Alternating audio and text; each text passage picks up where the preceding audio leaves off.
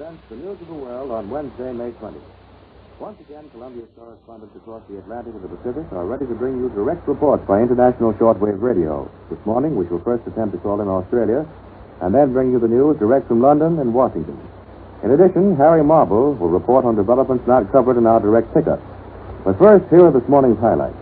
The RAF made its first really large-scale attack since May 8th last night. Hundreds of British bombers blasted the submarine base of Saint-Nazaire and the industrial city of Mannheim on the Rhine. There was only reconnaissance activity north of Australia, but in southern China there was a big battle underway on the Yunnan-Thailand border. And now, Harry Marble. In just a moment, we'll cross the Pacific for a direct report from Australia. But first, here's the news from Russia. Moscow says that fighting continues on the Kerch Peninsula and that the main body of Marshal Timoshenko's troops are still plowing straight ahead toward Kharkov. The Germans have launched a counterattack 80 miles southwest of Kharkov, and a British military commentator said this morning that if this Nazi drive toward Izium and Barvinkova reaches those cities, it would offer a serious threat to the whole Russian offensive.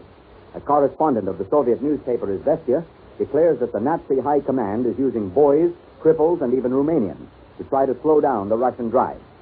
Our first report from overseas this morning comes from the Southwest Pacific. After a brief pause, we take you to Australia.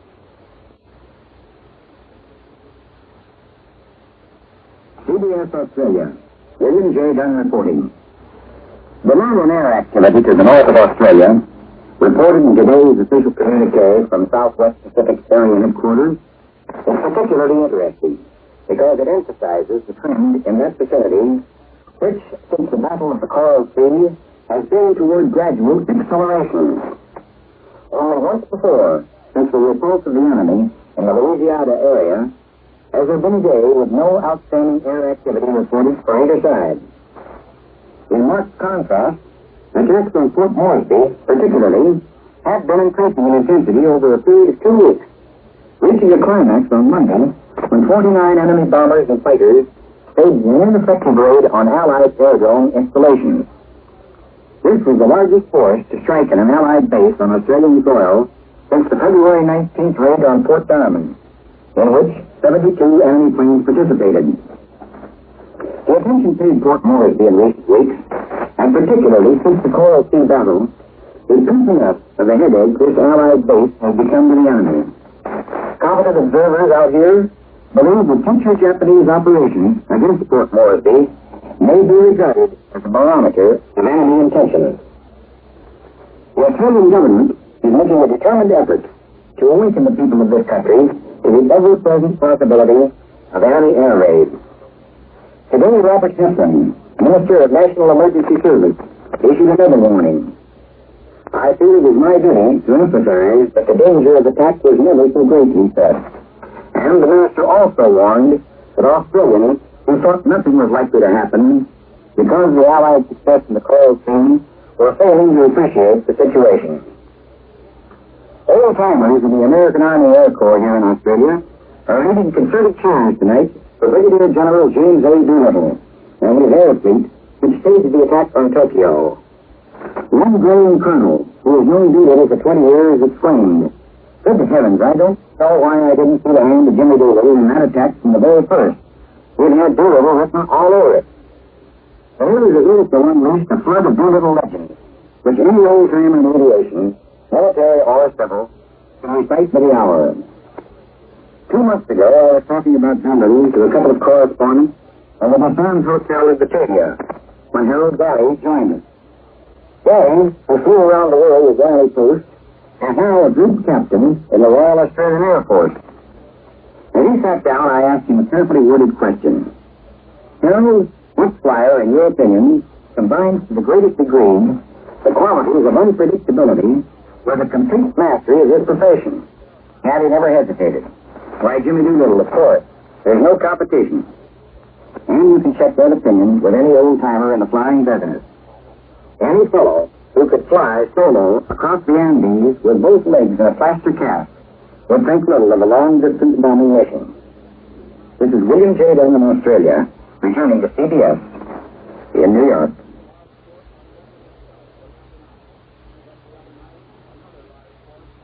Next, across the Atlantic to the British capital. We take you now to London. CBS London, Bob Trout reporting. London new Royal Air Force bombers were out in force last night, but it was only this afternoon that we found out where they went. Target for last night was the German city of Mannheim, one of Europe's largest ports, and the German U-boat base at Saint-Nazaire on the French Atlantic coast. And British fighters attacked airfields in France and Holland. 12 British bombers and 2 fighters missing. Enemy planes made a short attack on a town in northeast England. London's military circle said today that the Russian advance in the Kharkov area is continuing, although more slowly.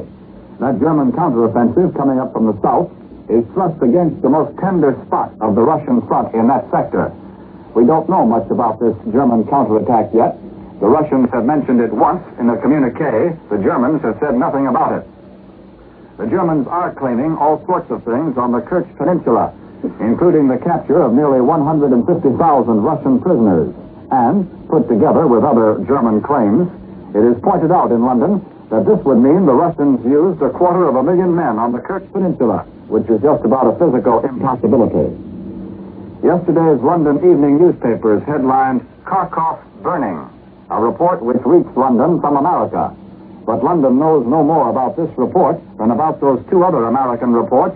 One, that the Russians had started a great drive all along the Eastern Front from Leningrad south, and that the Germans had started their big offensive with 2 million men. The House of Commons war debate went into its second day today after question time. Sir Stafford Cripps, who is leader of the House, as well as Lord Privy Seal, announced that it will not be possible for the Prime Minister to take part in the debate. A leader of the House was appointed last March for this purpose. It's the government's opinion that the debate should be conducted in the ordinary way, and the Prime Minister has made a recent statement on the war and feels there's nothing he can add to it at present, said Sir Stafford. Leslie Hoare-Belisha was today's first speaker. He wanted to know the basis for the new optimism and said, "I do not think the challenge has diminished in its seriousness." You've heard about that request the Admiralty made on the British Home Radio last Sunday for snapshots taken in any part of the world which might, in the background, show some detail of military value. Now the Admiralty says it received 7,000 replies within 24 hours, one of the earliest from a man who has a collection of 4,000 photographs. Some of them may help on the next commando raid. The coming of spring has not taken from London its air of a city at war, but spring has changed the face of this biggest city in the world. The country has invaded the city and captured the parks sprinkled so liberally through London. An American like me, used to the grim steel and stone skyscrapers of America's cities, is always surprised to turn a busy London corner and find a square banked with lilacs, golden laburnum, and pink and white hawthorn trees. Yesterday, on a crowded street, I saw a wild duck paddling around one of those emergency water pools built in the basements of houses that were there before the bombs came. A few blocks farther, on the edge of a park, I came upon a group of soldiers working a stirrup pump, one of those pumps used to spray water from a bucket on incendiaries. There were no incendiaries yesterday. The soldiers were watering the tulips. This is Bob Trout in London, returning you to CBS in New York. For the latest developments in our own nation's capital, we take you now to Washington. CBS Washington, John Purcell reporting. Still of paramount interest in this capital is General Jimmy Doolittle's account of the air raid last month on the Japanese mainland. The big question now is, when are we going to do it again? Well, that's a question that the Japs in particular would be like to be able to answer. And also, just where did the American bombers come from? There's been too much loose-tongue talk here in Washington about American military affairs. President Roosevelt, during a recent press conference, warned against incautious speech among officials. And leakage of vital military information has bedeviled military leaders planning the war's strategy. But the secret of Shangri-La, that mythical air base from which the bombers operated, has been a closely guarded one. Outside of the 80 airmen who participated in the raid, only a few high-ranking officials here know the details. Just where the never-never land of Shangri-La might be is a question that is posing a problem for German mapmakers. The president's quip about this fictional locality is being taken seriously by Hitler's masterminds. In a broadcast last night, the Germans reported, and I quote, Doolittle had carried out the attack against Japan from the air base Shangri-La, which was not otherwise described by Roosevelt. Several interesting points are gleaned from General Doolittle's account of the raid. The Japanese must have known that there was a good possibility of an aerial attack against the mainland by long-range bombers. Yet their preparations for defense were woefully inadequate. Not one American bomber was shot down. The general also revealed that the heavier bombers were able to outrace Jap pursuit planes except the Zero type. Most of their planes are copies of models developed by other nations, and it's encouraging to know that the imitative traits of Japanese craftsmen are seldom superior to original methods. As a matter of fact, the Jap Zero fighters, while maneuverable and fast, has sacrificed armor and heavier guns to speed up its performance.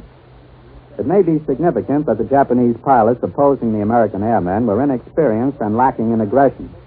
Previous reports from American pilots indicated that enemy airmen operating in the Battle of the Indies were capable fighters.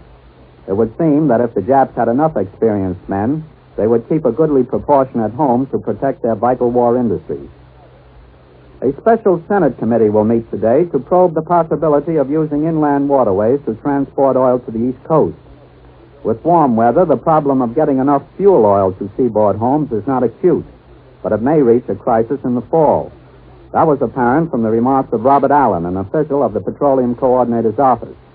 He informed a House committee yesterday that the most strenuous efforts would be required for the 1.25 million homes heated by oil in the eastern seaboard states to keep warm next winter.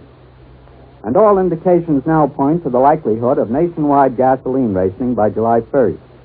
The Office of Defense Transportation is working on plans now. Officials here say rationing is necessary, even in oil-producing areas, in order to conserve passenger car tires. This is John Purcell in Washington, returning you to CBS in New York. And here are today's reports from behind the enemy lines in Germany and the occupied countries of Europe.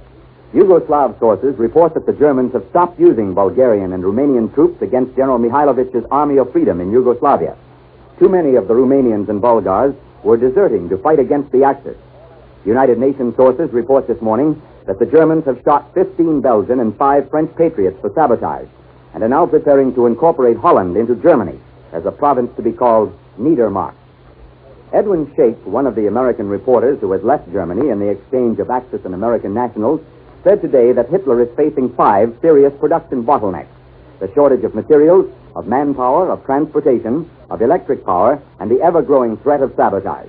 And another reporter, Alvin Steinkopf, speaks of other shortages. For instance, shoelaces. There are no spares. Sewing tape is too urgently needed for other purposes. Old fishing lines may work, but look bad. Wrapping cord is no good because it's made of paper and won't stand up. Hitler hasn't solved the shoelace problem. And here are today's reports from Free China. A heavy downpour, which may mark the start of Yunnan's notorious rainy season, drenched the southwest border region of China today. The Chinese have looked forward to the rainy season as a new ally, which would hamper Japanese operations by washing out roads, flooding rivers, and spreading malaria. Chongqing says that crack Chinese demolition squads are helping the weatherman. They've blown up bridges, dynamited railroads, and blasted highways. And as the rains came today, crack Chinese troops were massed along the Burma Road and at other strategic points of Yunnan, and preparations were made to strengthen Chinese defenses fronting the border of Indochina.